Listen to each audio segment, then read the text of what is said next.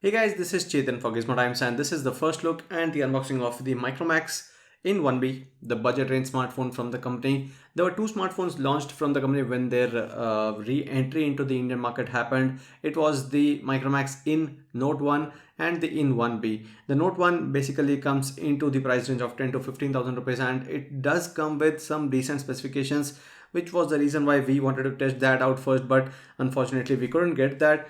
This is the first unit that we're going to first talk about. So this is the 1B, and this comes with two variants. One would be with 64 GB ROM and 4 GB RAM, priced at 7,999. Other one with 2 plus 32 option, priced at 6,999. So obviously if you are looking to buy this particular smartphone, then you should obviously go with this particular variant, that's 4 plus 64. And now these are the major specifications that are given on the back of the box package.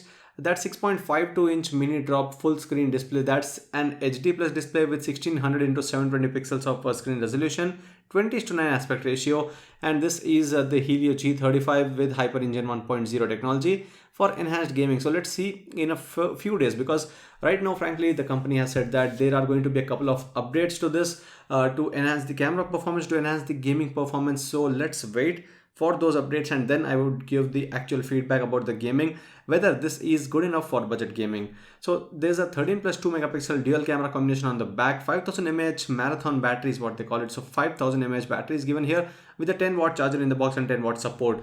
This is what is making everyone interested into this one, and we are in for India. Made in India is what the company also says. So if we take a look at the information here, you can see that it's manufactured in Bhiwadi, Rajasthan, and marketed by Micromax obviously. And there's also a fingerprint sensor on the back of the phone. The pricing is given as 10,499, but the actual pricing is 8,000 rupees for this particular variant. And there are obviously color options, and this one is a purple unit that we got for review. So this is from the company. I haven't purchased this. Obviously we already purchased the 1B, but it's still on the way. So whichever comes in first, we are going to test out that first. So this was sent by the company, and I'll be waiting for the InNote 1 as well, which we have purchased, and might be coming soon in a couple of days, I guess. So as soon as you pull this out, this is the smartphone. This is quite a hefty device, not a small one. And of course, again, in this price range, this is not something surprising. It's almost inclined with every other smartphone with a 6.5-inch display. So the in branding towards the back, and kind of a gradient design with this particular demarcating area that sets itself differently. And there's a speaker towards the back of the phone.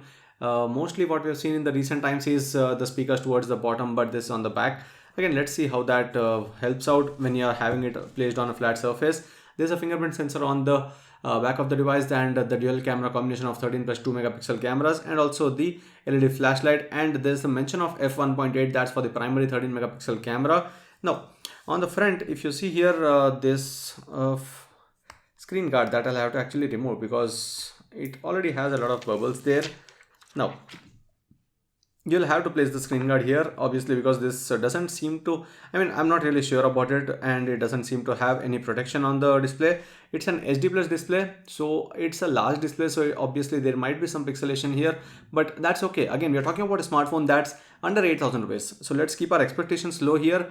The best part about this device is this: it's coming with stock Android. It's nowhere having any bloatware. It doesn't have any customized UI that might be confusing you. It's the basic stock Android, and these are the only applications. Thankfully, not even one bloatware app, so that's a very good thing here. There's FM radio pre-installed here, so FM radio support is also given here. And if we go into the about section, you have the Android version, that's Android 10. The actually Android 11 is also official now, but Android 10, the latest one, is given here, and also the security patch is for October. And if you go back into the interface and see what are the other options, you have Dura Speed that should actually clear everything in the background and make your usage or experience better. For the gesture options, what you see here are the swipe fingerprint for notifications. So that's a feature that if you turn on, and you have the fingerprint sensor on the back of the phone, so using the fingerprint you can actually open and close the notifications. And this is for the one-handed usage. Basically for one-handed, it's hard to actually reach towards the top and actually drag this down, so this fingerprint would help there, fingerprint swiping. And you have the system navigation with 3-button navigation, and the gesture navigation, that's pulling and swiping from the bottom and from the sides. Now, apart from that, under gestures, you have Google Assistant button, which is a dedicated button on the left of the phone. And let's also talk about those things. So on the right, you have the power button and the volume rocker button. On the top, you have nothing. So basically, there's no secondary microphone given here. On the left, you have the SIM card access area, which has 3 slots. There's 2 SIM card slots, the nano SIM card slots, and 1 dedicated micro SD card slot. Google Assistant button is given here. That's a dedicated button. And towards the bottom, that's a good thing to see here. It's USB Type C. So that's a good inclusion here. Type C is something becoming mainstream now. So obviously having that is a good thing here. USB Type C with a microphone and a 3.5mm headset jack that is given here. On the front, you have an 8 megapixel f2.0 camera for selfies. So a single camera on the front as well.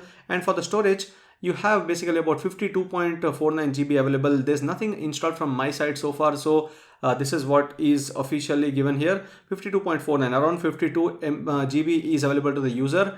And this is the 4 GB RAM variant. So 64 GB storage is given in this one. So it is a dual SIM device. So you have a dual VoLTE as well. VoLTE support is properly given there. If we go into the camera application, this should be the default. Yes, this should be the default camera application.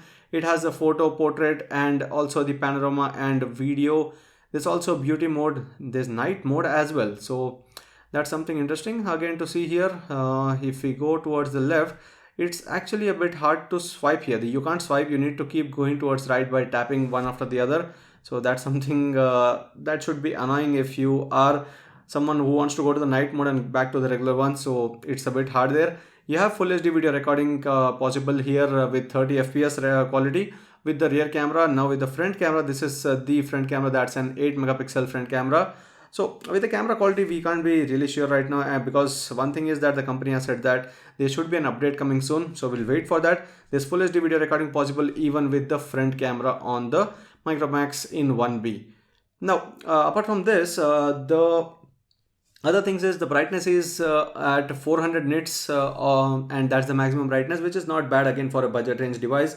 Helio G35 is the chipset. As I said, it comes with the PowerVR GE8320. That's the GPU on this device, which should be doing quite well for gaming, at least in the budget range. You can't expect more than that, but still Helio G35 is better than the Helio P22, which we expected to see on this device, but it's better than that. So obviously something that Micromax has done good here is that they have come with Helio G35, which is present in some of the other well-known phones in this price range from some other well-known brands as well. So we'll be doing those comparisons very soon, but right now that's it. This was a quick unboxing and a hands-on with the Micromax in 1B. I would say with the design as well, it's not bad at all.